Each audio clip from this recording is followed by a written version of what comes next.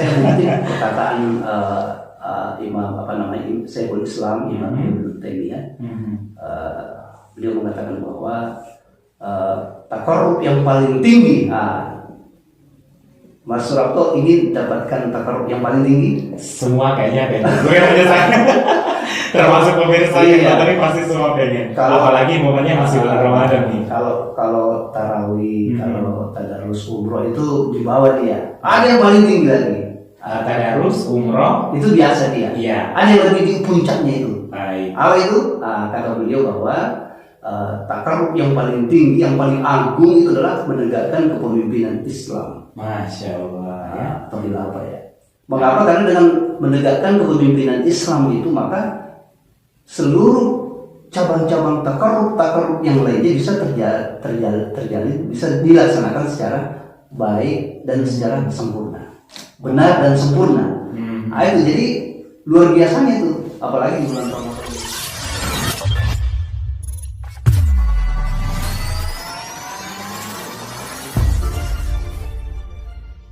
Ya, Assalamualaikum warahmatullahi wabarakatuh. Saat ini kita tengah berada di bulan yang penuh berkah. Dan karena keberkahan ini, oleh karena itu teman-teman pastinya tidak hanya berleha-leha di rumah, tetapi untuk menunggu buka puasa, kita boleh dong dengarkan bersama Bincang Ramadan yang akan mendatangkan pemateri-pemateri yang luar biasa. Dan pada Ramadan kali ini di Bincang Ramadan akan ada tema yang sangat seru, yaitu adalah Ramadan wujudkan ketakwaan hakiki. Oleh karena itu teman-teman yang sudah menyaksikan channel ini, kami harapkan untuk bisa subscribe dan juga share tentang acara ini agar menjadi amal jariah buat teman-teman. Dan teman-teman yang sudah menyaksikan juga diharapkan untuk menyaksikan sampai selesai. Semoga teman-teman yang nonton sampai selesai akan dicatat sebagai orang-orang yang mencari ilmu. Apalagi di bulan suci Ramadan, seperti dikatakan dalam sebuah hadis, thalabul ilmi fardhatun ala kulli muslimin wal muslimat. Mencari ilmu itu hukumnya wajib untuk setiap muslim dan muslimat. Jadi jangan lupa tonton sampai selesai. Oke, baik. Teman-teman, pada siang hari ini di Bincang Ramadan dengan tema Ramadan wujudkan ketakwaan yang hakiki, kita kedatangan tamu yang sangat luar biasa. Beliau adalah seorang mubaligh dari kota Kendari. Beliau adalah Ustadz Yasin Abu Fadil. Assalamualaikum warahmatullahi wabarakatuh, Ustadz. Waalaikumsalam. Masya Allah, seger ya Ustadz, sehat. Alhamdulillah. Ini salah satu ciri-ciri orang yang berhasil melaksanakan puasa Ramadannya karena menjadi lebih sehat gitu Ustadz ya. Amin. Amin ya rabbal alamin. Baiklah Ustadz, berbicara tentang Ramadan wujudkan ketakwaan yang hakiki. Kita pengen banyak tahu nih tentang ketakwaan itu sendiri, apalagi di bulan suci Ramadan ya. Tentang wujudkan ketakwaan yang hakiki ini akan kita berbicara banyak tentang ini dengan Ustadz Yasin Abu Fadil. Oleh karena itu langsung aja Ustadz, apa saja nih yang harus kita lakukan? Silakan Ustadz. Baik, Assalamualaikum warahmatullahi wabarakatuh. Waalaikumsalam warahmatullahi wabarakatuh. Alhamdulillah, wala haula wala quwwata illa billah.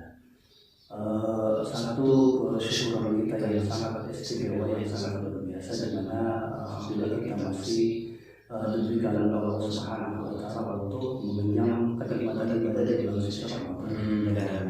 Yang dimana bulan suci Ramadan ini nantinya dengan banyak sekali keberkahan-keberkahan yang Allah limpahkan di dalamnya, agar menjadi momen itu untuk kita membenahi diri untuk lebih dekat kepada Allah, takarrub kepada Allah ya.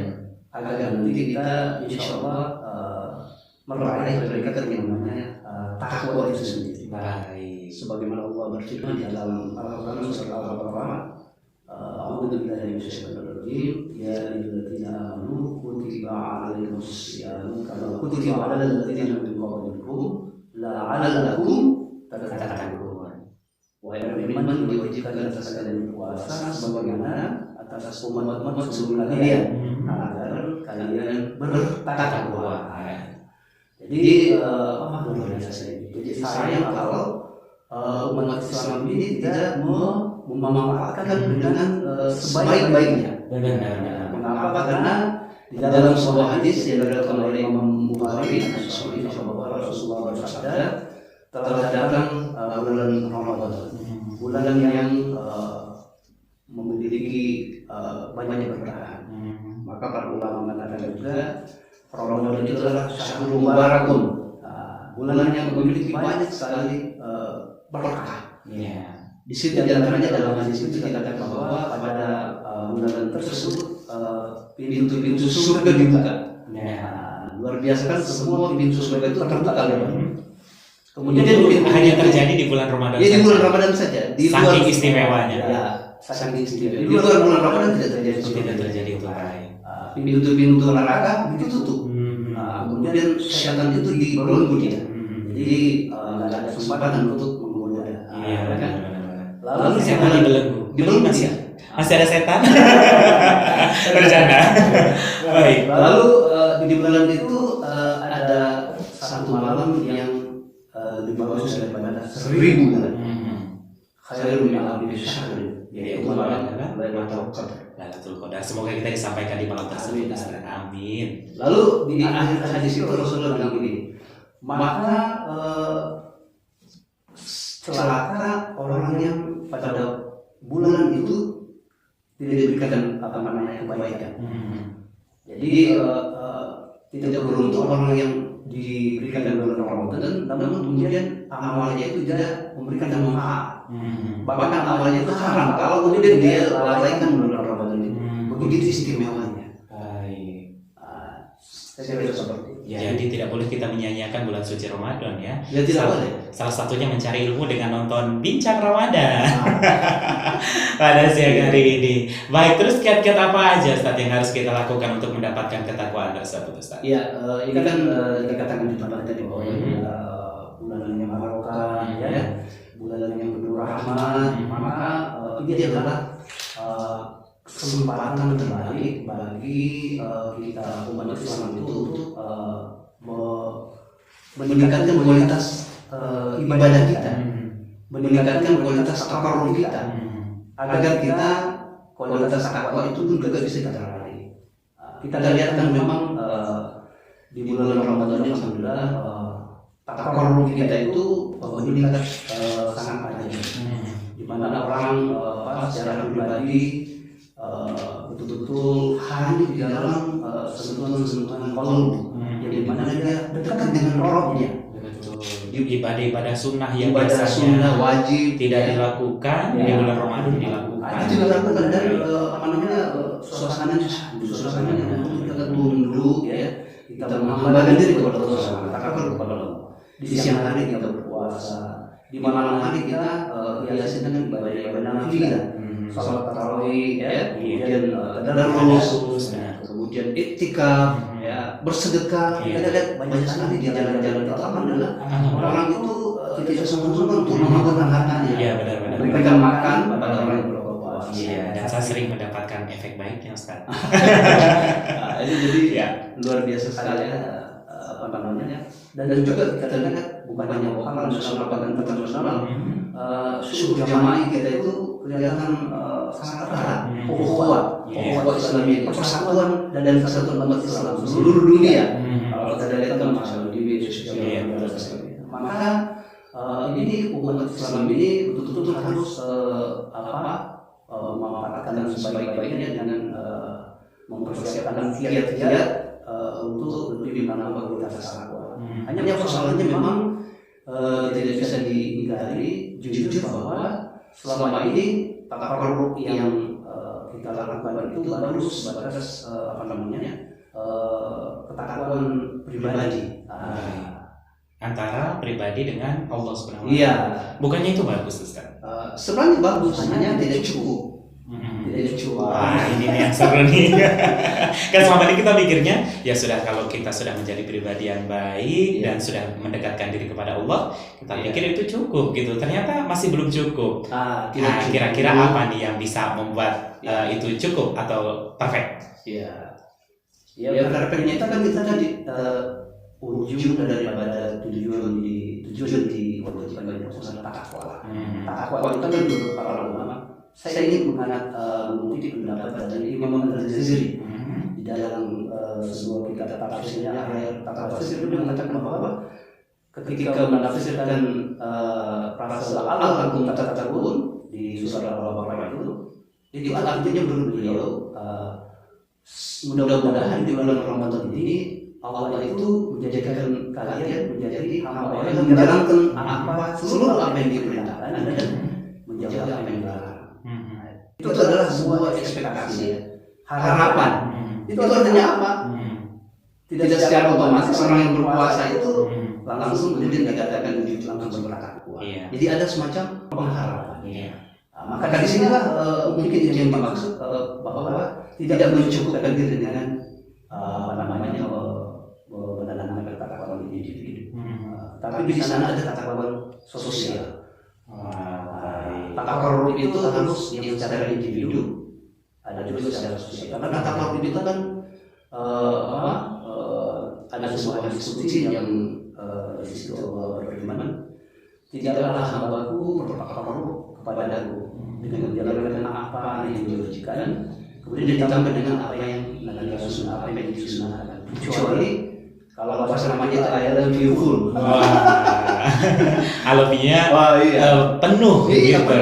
Aku mencintainya. Nah, kalau sudah mustahil aku mencintainya, maka aku akan menjadikan matanya ketika dia melihat, ya kan? Telinganya ketika dia mendengar, tangannya ketika dia menggenggam, kakinya kemudian ketika dia melangkah kemana pun dia pergi. Dan kemudian ketika minta doa perlindungan, aku jaga, ya. Apapun yang dia minta maka aku akan kabulkan. Itu kalau kita menjalankan takarrub kepada Allah Subhanahu wa taala. Nah, di bulan Ramadan ini kan momentumnya, ya, kita maksimalkan daripada takarrub kita. Baik. Tapi jangan hanya sekedar kewajiban saja kita laksanakan, ya. Tapi namun kemudian yang sunnah ditinggal, atau sebaliknya semangat menjalankan yang sunnah namun yang kewajiban ditinggalkan. Baik. Ada perkataan dari Imam Ibnu Hajar al-Asqalani di dalam kitab dalam kitab yang terkenal itu yang masyhur, beliau mengatakan bahwa barang siapa yang menjalankan kewajibannya namun dia lalai di dalam yang sunnah maka dia dimaafkan. Tetapi kalau kebalikannya, ya, tapi sebaliknya kalau dia sibuk di dalam menjalankan yang sunnah-sunnah tapi yang wajib ditinggal, itu tertipu dia. Jadi dia tertipu oleh setan, ya. Jadi dia merasa dirinya ibadah saya sudah bagus, ibadah saya sudah perfect, tapi kemudian dia tinggalkan yang wajib. Contoh misalnya, banyak sekarang orang larut dalam menambah amalan-amalan nafilah sunnah, ya. Di bulan Ramadan itu luar biasa, dia tarawih, bahkan dia pergi umroh. Di sana dia larut dalam suasana kedekatan kepada Allah, air matanya tercurah, bening hatinya.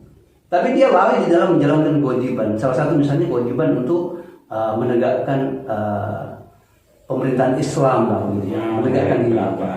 Padahal menegakkan khilafah ini dia juga termasuk junnah.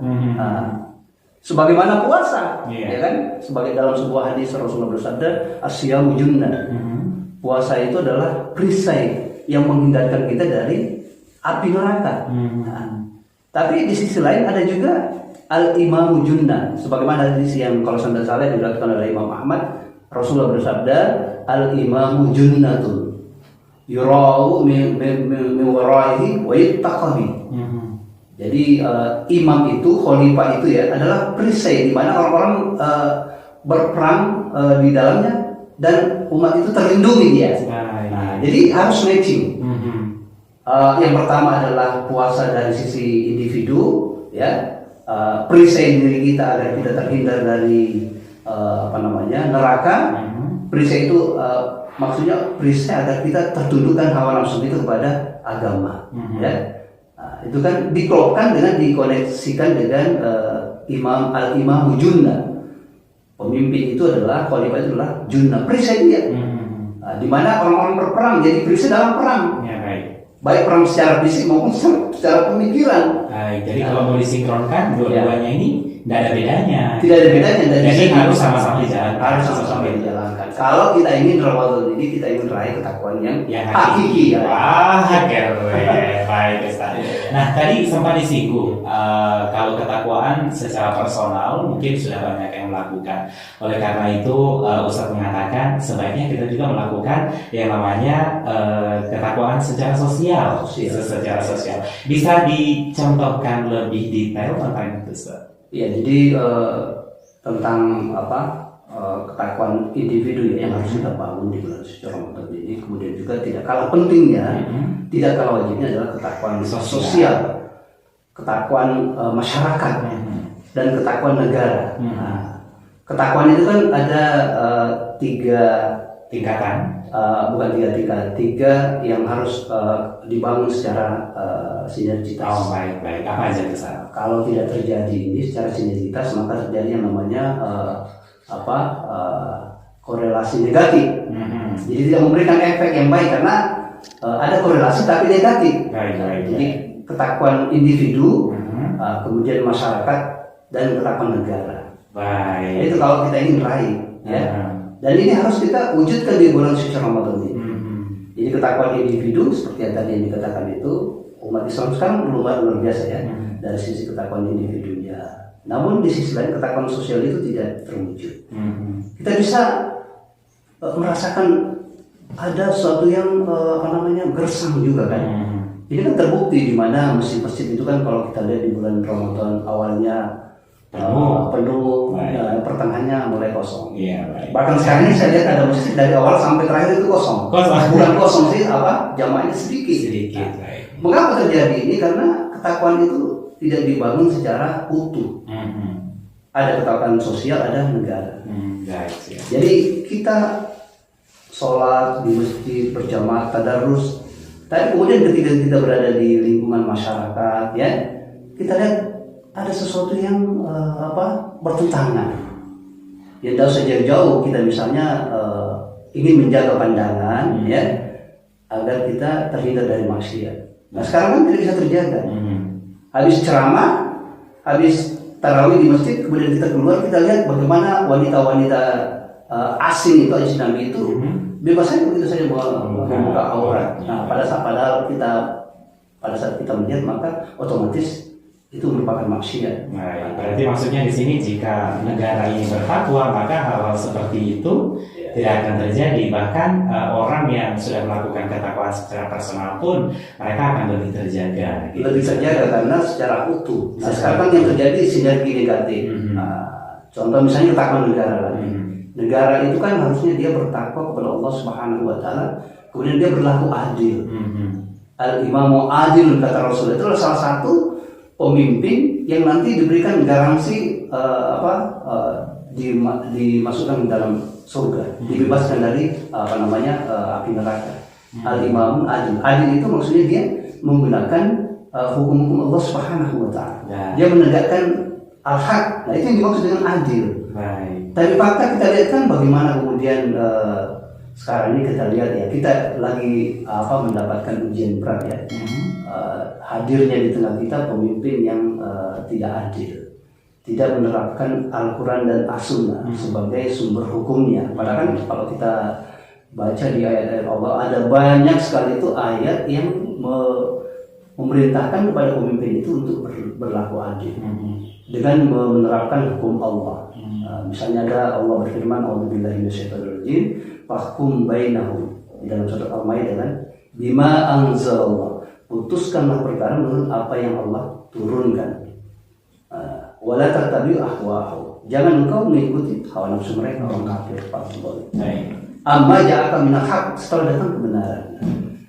Apa efek domino yang sangat besar kalau kemudian ketakwaan negara ini, pemimpin ini tidak berlaku adil, bahkan berlaku semena-mena? Itu kan efek dominonya ke seluruh masyarakat. Kalau dia buat kebijakan yang baik dengan Islam, efeknya juga kan ke seluruh masyarakat. Kalau dia bertakwa, yakinlah masyarakatnya menjadi masyarakat bertakwa, individunya menjadi individu bertakwa. Mengapa? Karena individu ini bagian daripada masyarakat ini bagian dari individu, bagian dari masyarakat. Baik, karena masyarakat itu adalah penikmat kebijakan sebenarnya. Jadi kebijakan itu diambil dari mana sumbernya. Jika diambil dari bukan di luar dari Al-Quran, maka akan mengakibatkan efek domino yang negatif. Ya. Apabila diambil dari sumbernya dari Al-Quran dan juga Sunnah, maka mendapatkan efek domino yang positif. Seperti itu maksudnya saja. Baik, wah keren sekali. Seru kalau ngobrol tentang ini ya.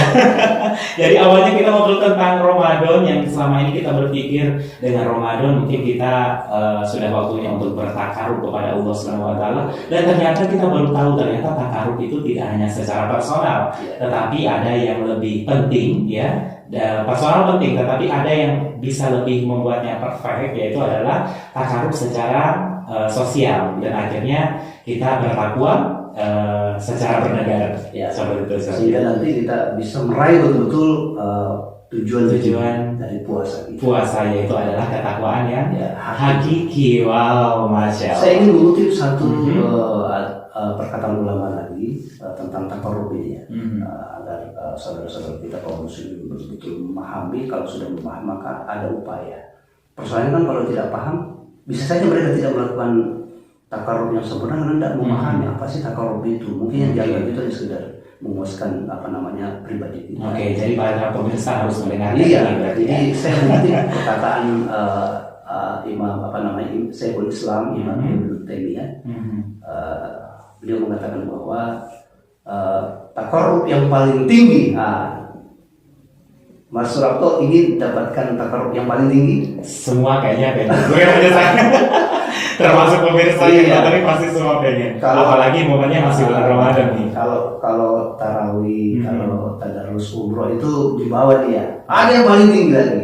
Tadarus umroh itu biasa dia. Iya. Ada yang lebih tinggi puncaknya itu. Baik. Apa itu? Kata beliau bahwa takarub yang paling tinggi, yang paling agung itu adalah menegakkan kepemimpinan Islam. Masya Allah. Ya. Atau apa ya? Mengapa? Karena dengan menegakkan kepemimpinan Islam itu maka seluruh cabang-cabang takarub yang lainnya bisa terjalin, bisa dilaksanakan secara baik dan secara sempurna, benar dan sempurna.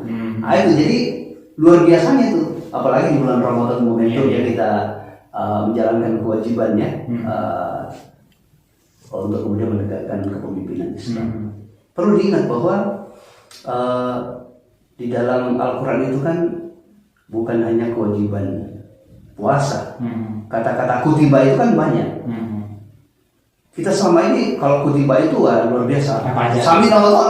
Iya. Apa aja tuh? Apa aja? Ada kutiba alaikumusiyam. Iya, kutiba alaikumusiyam diwajibkan atas sekali berpuasa. Sami nama kita. Seharusnya perlakuan ini harus sama ketika kita diperhadapkan dengan kewajiban yang lain. Seperti kutiba alaikumul qisas. Ada juga dalam Al-Quran. Diwajibkan atas kalian untuk kisos. Baik. Dan itu, iya, dan kalau di kita orang awam pun mendengarnya, itu kan memiliki arti yang hampir sama. Kutiba alaikumusiyam. Nggak ada bedanya. Alaikumul qisas. Terus sekarang yang diambil hanya yang baru kita jalankan adalah puasanya alaikumusiyam. Iya. Padahal ini tidak ada perbedaan gitu. Tidak ada bedanya. Berarti dua-duanya wajib. Wajib ya. Dan kisos itu hanya bisa dilakukan oleh pemerintahan Islam khalifah. Baik, berarti memilih kepemimpinan Islam atau menjalankan kepemimpinan Islam itu juga hukum wajib. Itu yang takarub yang paling agung. Baik.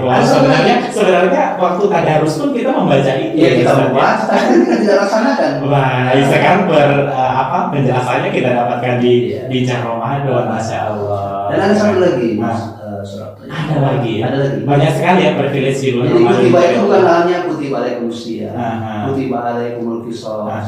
Ada lagi. Baik. Kutiba alaikumul qisas, kemudian apa lagi saat itu? Kutiba alaikumul qital. Diwajibkan atas kalian perang. Wow. Nah itu tadi kan junnahnya, al-imam junnah itu kan dia melindungi rakyatnya dari, dan dengan berperang dia melindungi rakyatnya, dan orang terselamatkan di belakangnya. Itu wajib juga. Hanya persoalannya tidak wujud di tengah-tengah kaum muslimin hadirnya seorang pemimpin Islam yang bisa menjalankan perang, yang bisa menjalankan kisos, Sehingga apa? Nah, terjadi yang dikatakan tadi sinergi negatif. Baik, jadi karena tidak dijalankan itu kepemimpinan Islam itu, akhirnya kita sekarang kayak hanya bisa melakukan ketakwaan secara personal saja. Itu pun mungkin sebagian orang merasakan agak sulit gitu, karena seperti yang saya katakan, setelah kita berusaha untuk bertakwa secara personal, tetapi saat kita keluar kita melihat banyak godaan, banyak godaan dan sebagainya. Tetapi kalau kita menjalankan ketakwaan secara bernegara, maka kita menjalankan ketakwaan secara personal pun itu akan lebih mudah. Lebih mudah. Ya. Kenapa? Karena tersistem dia dari atas. Dari penguasa terprogram. Kalau terprogram itu kan berarti apa yang menjadi bagian integral di dalam itu ya harus ikut dari apa yang istilahnya oleh komputer itu mindsetnya. Baik. Aduh, seru sekali kalau ngobrol sama Ustadz. Awalnya kita berbicara saja tentang Ramadan, tapi ternyata kita sampai berbicara tentang negara. Luar biasa sekali, Ustaz, ya. Karena memang Islam itu tidak hanya berbicara tentang hal yang kecil, tapi hal yang besar seperti negara pun itu pasti dibahas. Baik. Wah, sebenarnya kita masih pengen sekali berbicara banyak tentang Ramadan ini, tentang mewujudkan ketakwaan hakiki, tetapi karena keterbatasan waktu, ya Ustadz, kami ucapkan terima kasih yang sebesar-besarnya karena sudah berbagi ilmu pada siang hari ini. Semoga kita bisa bertemu kembali dengan Ustadz di Bicara Ramadan dengan tema-tema yang lain. Insyaallah. Baik. Oke teman-teman, pasti teman-teman masih penasaran kan dengan penjelasan-penjelasan dari Ustadz Yasin Abu Fadil yang sangat luar biasa, yang sudah menjelaskan begitu detailnya tentang bagaimana cara mendapatkan atau mewujudkan ketakwaan yang hakiki. Tetapi karena keterbatasan waktu, kita akan bertemu kembali di kesempatan-kesempatan berikutnya. Semoga selalu dalam keadaan sehat walafiat. Assalamualaikum warahmatullahi wabarakatuh. Terima kasih Ustaz.